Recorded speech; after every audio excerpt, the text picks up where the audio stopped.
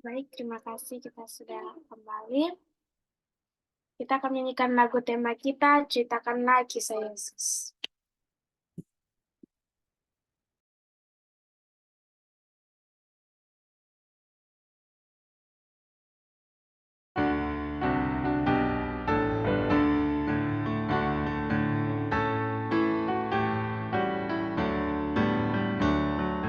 Ceritakanlah kisah Yesus, ukirlah dalam hati,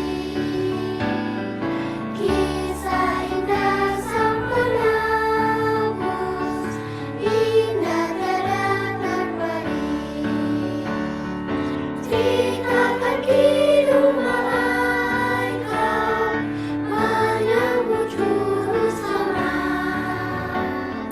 Mulia Allah Maha Tinggi, damai di atas bumi. Ceritakanlah kisah Yesus, ukirlah dalam hati, kisah indah sang penebus, indah tiada terperi.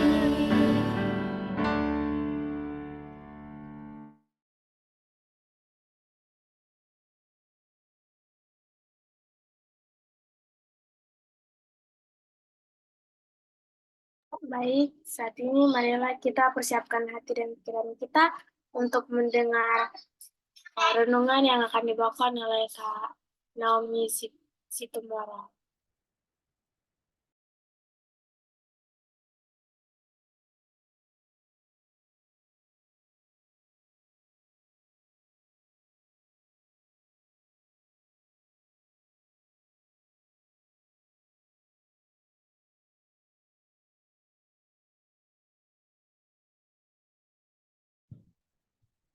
Selamat pagi buat kita semua. Selamat pagi. Selamat pagi. Kita bersyukur kepada Tuhan karena kita bisa dipertemukan lagi di acara weekly online music kita pada hari ini. Dan pelajaran kita pada hari ini berjudul Kematian dan Kebangkitan dari buku Michael Bertanya Mengapa, bab 4. Sambungan dari pelajaran kita dari minggu lalu ya, yang sudah dibawakan oleh Kak Pinonya. Di pelajaran minggu lalu kita sudah mempelajari bagaimana setan menipu banyak orang dengan mengatakan bahwa saat orang mati itu mati, dia tidak benar-benar mati, melainkan hanya tubuhnya saja yang mati, tetapi jiwanya abadi. Dan kita akan melanjutkan pelajaran kita.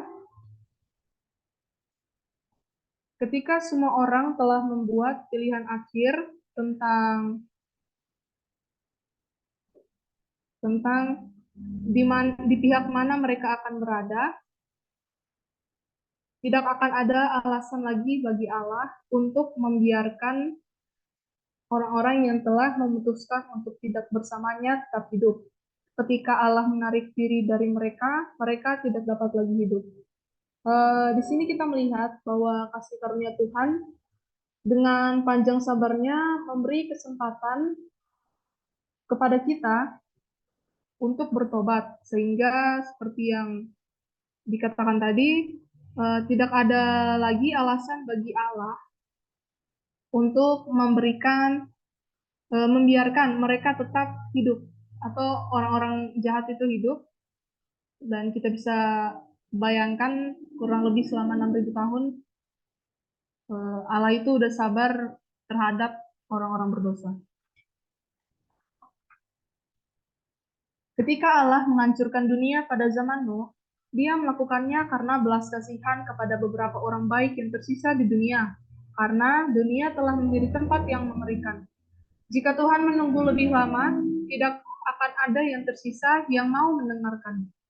Dengan cara yang sama, Allah berbelas kasihan ketika Dia menghancurkan Sodom. Dan ketika Allah menghancurkan dunia kita di akhir zaman, Dia juga akan menunjukkan belas kasihan-Nya.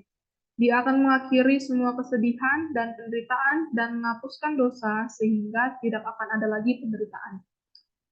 Dalam pelajaran ini diingatkan kepada kita tentang kejadian air bah yang sesungguhnya itu menyatakan kasih Allah yang begitu besar,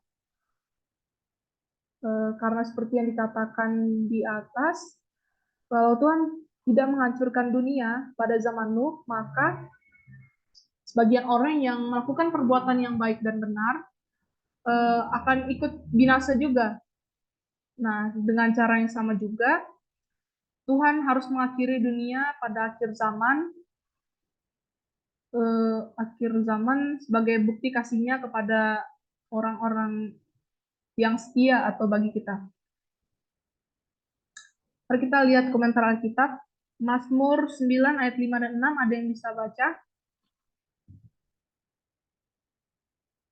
Saya, Oke, Prata boleh baca. sebab Engkau membela perkaraku dan hakku sebagai hakim yang adil, Engkau duduk di atas tahta. Engkau telah menghardik bangsa-bangsa, telah membinasakan orang-orang fasik, nama mereka telah Kau hapuskan untuk seterusnya dan selama-lamanya. Ya, terima kasih. Alkitab mengatakan dengan sangat jelas bahwa setelah dosa berakhir dan orang-orang berdosa dihancurkan, kita semua yang tersisa akan memuji Tuhan selamanya. Ada yang bisa lagi baca dalam Wahyu 5 ayat 13? Saya, Oke, Wislin. Wahyu ya. Ya, Wahyu 5 ayat 13. Dan aku mendengar semua makhluk yang di surga dan yang di bumi dan yang di bawah bumi dan yang di laut dan semua yang ada di dalamnya berkata, bagi Dia yang duduk di atas tahta dan bagi Anak Domba adalah puji-pujian dan hormat dan kemuliaan dan kuasa sampai selama-lamanya. Wahyu 5 ayat 13. Terima kasih, Wislin. Setan telah meyakinkan banyak orang Kristen bahwa mereka langsung masuk surga ketika mereka mati. Tetapi Alkitab mengajarkan bahwa orang-orang yang sudah mati sekarang sedang tertidur menunggu Yesus untuk membangunkan mereka kembali. Di sini kita melihat kenapa kita sering mendengar banyak orang Kristen kalau ada keluarga atau kasih mereka yang meninggal, sering kita dengar banyak orang mengatakan dia sudah tenang di pangkuan Bapa atau di samping Bapa. Bahkan kita mendengar juga banyak dari umat-umat Tuhan. Nah, mari kita melihat apa pendapat Alkitab tentang orang mati. Dalam Mazmur 9 ayat 5, 6, dan 10. Bisa tolong baca siapa aja? Rebeka, Mazmur 9 ayat 5, karena orang-orang yang hidup tahu bahwa mereka akan mati, tetapi orang yang mati tak tahu apa-apa, tak ada upah lagi bagi mereka, bahkan kenangan kepada mereka sudah lenyap. Lanjut. Ayat 6 dan 10-nya. Mazmur 9 ayat 6, baik kasih mereka maupun kebencian dan kecemburuan mereka sudah lama hilang, dan untuk selama-lamanya tak ada lagi kebahagiaan mereka dalam segala sesuatu yang terjadi di bawah matahari. Mazmur 9 ayat 10, segala sesuatu yang dijumpai tanganmu untuk dikerjakan, kerjakanlah itu sekuat tenaga karena tak ada pekerjaan. Pertimbangan, pengetahuan, dan hikmat dalam dunia orang mati, kemana engkau pergi?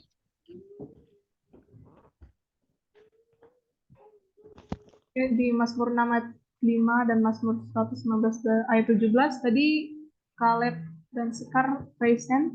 Boleh baca?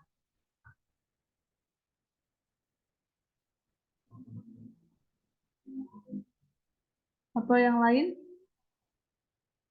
Aku Kak mungkin. Oke, boleh. Silakan dibaca. Ini sampai Mazmur 115 juga. Ya. Oke. Mazmur 6 ayat 5. Sebab di dalam maut tidaklah orang ingat kepadamu, siapakah yang akan bersyukur kepadamu di dalam dunia orang mati. Mazmur 115 ayat 17. Bukan orang-orang mati akan memuji-muji Tuhan, dan bukan semua orang yang turun ke tempat sunyi. Nah, di sini kita melihat dengan jelas bahwa Alkitab mengatakan orang mati itu tidak tahu apa-apa.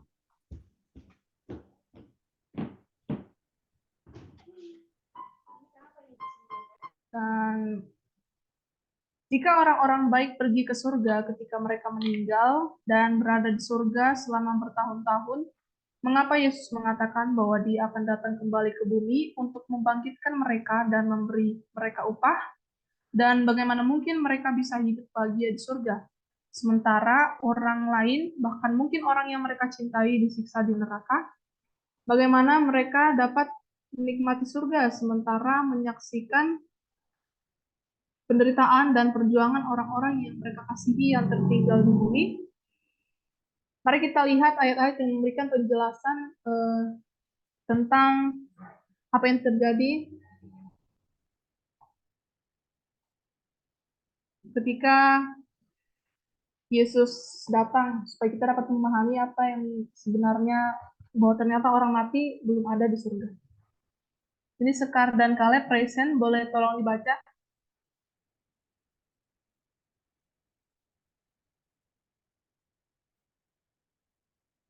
Halo?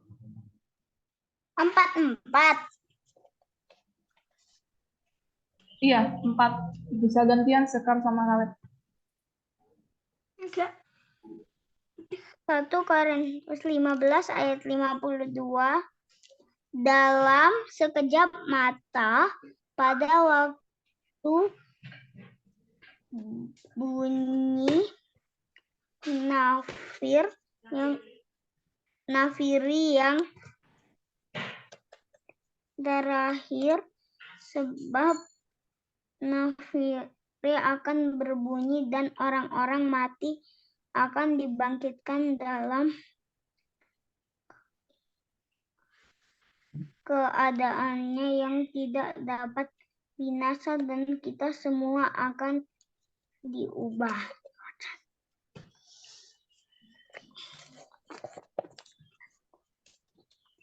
1 Korintus 15 ayat 53. Karena yang dapat binasa ini harus mengenakan yang tidak dapat binasa. Yang dapat mati ini harus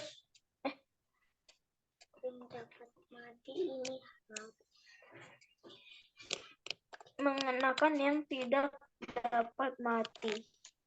Kamu gantian. Aku pengen. Korintus 15 ayat 54. Dan sesudah yang dapat binasa ini mengenakan yang tidak dapat binasa, dan yang dapat mati ini mengenakan yang tidak dapat mati, maka akan genaplah firman Tuhan yang tertulis, maut telah ditelan dalam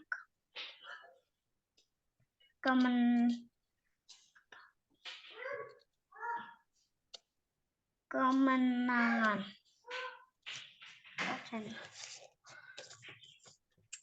1 Korintus 15 ayat 55.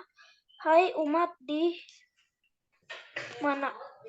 hai maut, di manakah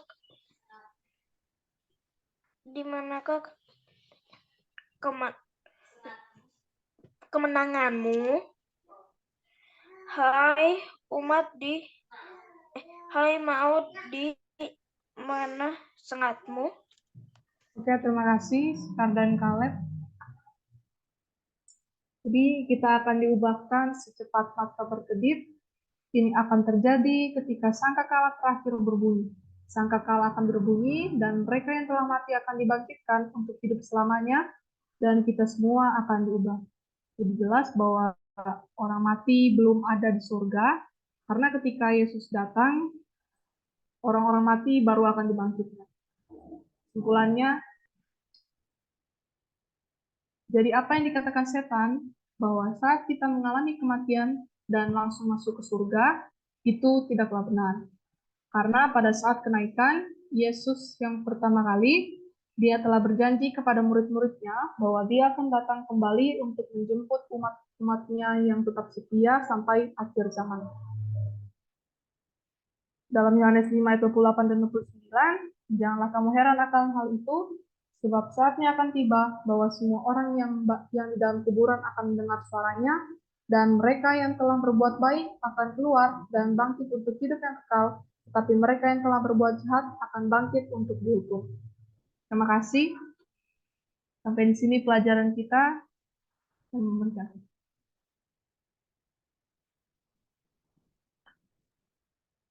Terima kasih Kakak Naomi. Oke, sebelum kita ke lagu tutup dan doa tutup, Miss mau tanya, mau cek ini tadi semua perhatikan atau enggak ya? Pertanyaan yang pertama, apakah orang yang mati tahu tentang sesuatu? Tidak. Tidak benar. Apa yang terjadi ketika seseorang itu mati? Tidak tahu apa-apa. Aja. Tidak tahu apa-apa. Tidak bisa apa-apa. Oke, pertanyaan yang kedua, apakah mereka yang mati ini juga akan ke surga? Kalau orang benar yang mati mereka langsung ke surga, orang jahat yang mati langsung ke neraka. Tidak. Oh tidak. Di mana tubuh orang yang mati? Masih di kuburan. Oke, pertanyaan selanjutnya. Kenapa Tuhan izinkan, kenapa Tuhan harus hukum Sodom dan Gomora, harus kasih air bah? Apakah Tuhan benci mereka atau karena apa? Karena mereka tidak menuruti firman Tuhan. Oke, ada lagi? Karena kasih Tuhan mereka jangan lama-lama dalam dosa. Oke, karena kasih karunia Tuhan, daripada tidak ada yang selamat, Tuhan harus menunjukkan keadilannya ya, memberikan hukumannya. Oke, pertanyaan selanjutnya.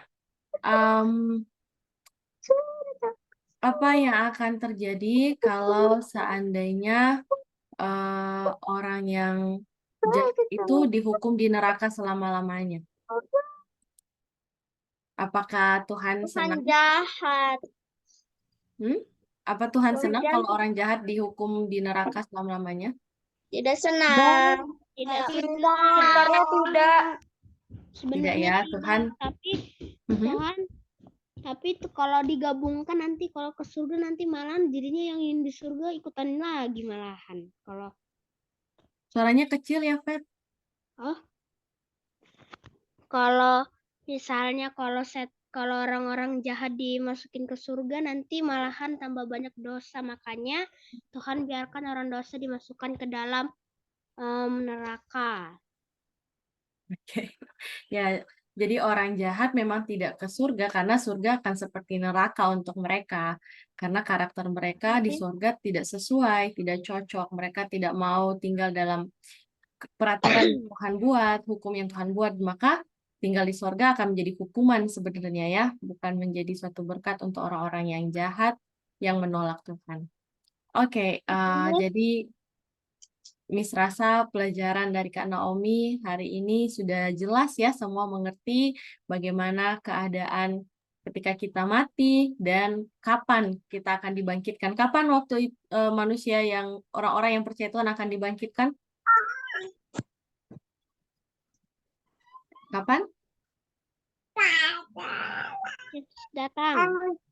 Ketika Yesus datang yang kedua kali ya, maka manusia mereka yang mati di dalam Tuhan akan dibangkitkan.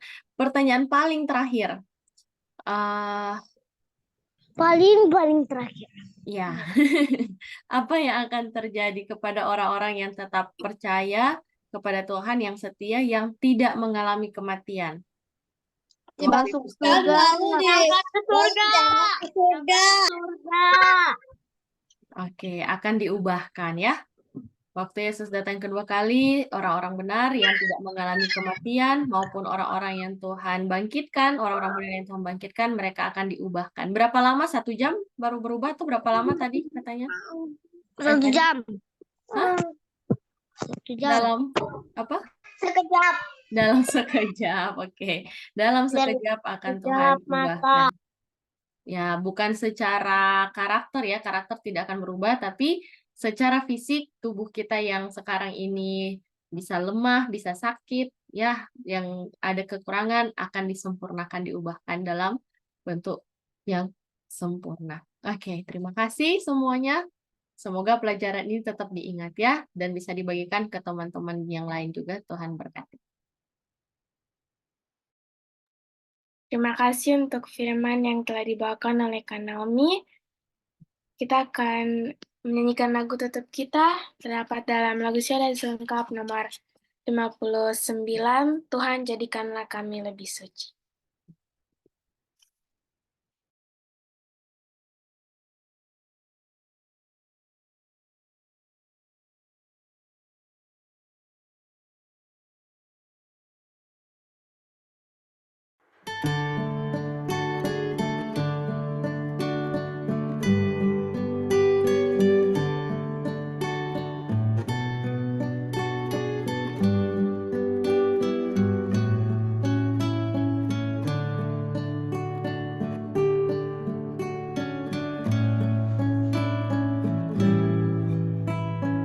Tuhan jadikanlah kami lebih suci, jadi lebih suci sampai jumpa lagi. Tuhan jadikanlah kami lebih setia, jadi lebih setia sampai jumpa lagi. Tuhan jadikanlah kami rendah hati, lebih rendah hati sampai jumpa lagi. Tuhan jadikanlah kami lebih kasih, lebih mengasihi sampai jumpa lagi. Seperti Tuhan Yesus sampai jumpa lagi.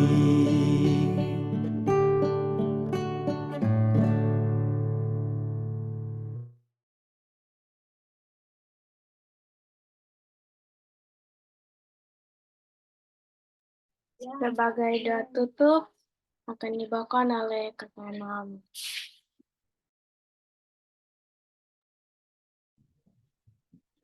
Mari kita bersatu dalam doa. Bapa kami yang bertahta dalam kerajaan surga, saat ini kami sudah menyelesaikan acara weekly online worship kami. Terima kasih Engkau telah memimpin kami di sepanjang acara ini, dan kami juga tadi sudah mendengarkan firman-Mu. Kiranya Engkau memberkati kami, memberikan kami hikmat dari surga, agar kami bisa mengerti apa yang kami tadi sudah pelajari.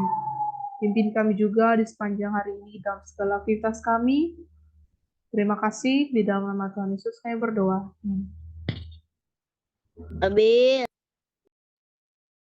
Amin. Tadi ada Elgio ya, Elgio mau berdoa. Tadi Elgionya ada. Oke. Ya, Elgio boleh doakan Kakak Naomi ya. Ya, Miss. Ya, silakan kita berdoa sekali lagi. Mari sama-sama kita berdoa. Bapa di surga, kami sudah mendengarkan cerita dari Kak Naomi. Semoga bisa lancar Tuhan. Semoga yang tidak hadir, semoga Tuhan bisa sembuhkan Tuhan. Amin. Amin. Terima kasih, Gio. Terima kasih. Perjalanan worship kita pada siang hari ini telah selesai. Saya kembalikan kepada Mas Riki.